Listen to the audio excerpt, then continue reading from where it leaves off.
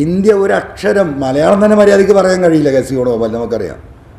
ഹിന്ദി ഒരക്ഷരം അറിയാത്ത, ഈ രാജ്യത്തെക്കുറിച്ചൊരു ധാരണയുമില്ലാത്ത, കേരളത്തിൽ എത്ര പഞ്ചായത്തുണ്ട് എന്ന് ചോദിച്ചാൽ പോലും ഉത്തരം പറയാൻ കഴിവും ശേഷിയില്ലാത്ത ഒരുത്തനെ പിടിച്ച് ഓൾ ഇന്ത്യ കോൺഗ്രസ് കമ്മിറ്റിയുടെ ജനറൽ സെക്രട്ടറി ആക്കി ഇരുത്തിയതിൻ്റെ ദുരന്ത ഫലമാണ് ഈ അനുഭവിക്കുന്നത്.